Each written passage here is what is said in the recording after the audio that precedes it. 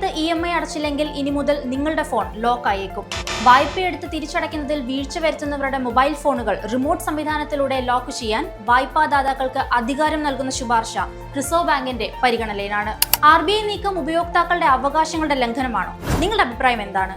ഉപയോക്താക്കളുടെ അവകാശങ്ങൾ ഹനിക്കുന്നതാണെന്ന് ചൂണ്ടിക്കാട്ടി ഇത്തരം ആപ്പുകൾ ഇൻസ്റ്റാൾ ചെയ്യുന്നത് RBI കഴിഞ്ഞ വർഷം വിലക്കിയിരുന്നു. എന്നാൽ ചെറുകിട വായ്പകൾ തിരിച്ചടയ്ക്കുന്നതിൽ മുടക്കം നേരിടുന്നതായ റിപ്പോർട്ടുകളുടെ അടിസ്ഥാനത്തിൽ ഇതിന് മാറ്റം വരുത്താൻ RBI ഒരുങ്ങുകയാണ്. കൃത്യമായ മാർഗനിർദ്ദേശങ്ങളോടെ റിമോട്ട് ലോക്കിംഗ് സംവിധാനം നടപ്പിലാക്കാൻ വായ്പാദാതാക്കൾക്ക് അനുമതി നൽകുമെന്നാണ് റിപ്പോർട്ട്. ഉപയോക്താക്കളുടെ സ്വകാര്യ ഡേറ്റ സംരക്ഷിക്കുന്നതിനുള്ള നിർദ്ദേശങ്ങളും മാസങ്ങൾക്കുള്ളിൽ RBI പുറത്തിറക്കുമെന്നും റിപ്പോർട്ടുകൾ പറയുന്നു. നിലവിൽ രാജ്യത്ത് വിൽക്കപ്പെടുന്ന 1/3 ഇലക്ട്രോണിക്സ് ഉപകരണങ്ങളും EMI-യിൽ വാങ്ങുന്നവയാണ്. ഇവയുടെ തിരിച്ചടവ് മുടങ്ങുന്നതോടെ ലക്ഷക്കണക്കിന് പേരുടെ സ്മാർട്ട് ഫോണുകൾ ലോക്ക് ചെയ്യപ്പെടാനുള്ള സാധ്യതയുണ്ട്. നിത്യജീവിതത്തിൽ സുപ്രധാന പങ്ക് വഹിക്കുന്ന സ്മാർട്ട് ഫോണുകൾ പ്രവർത്തിക്കാതെ വന്നാലുണ്ടാകുന്ന അപകടങ്ങളെക്കുറിച്ചും വിദഗ്ധർ മുന്നറിയിപ്പ് നൽകിയിട്ടുണ്ട്.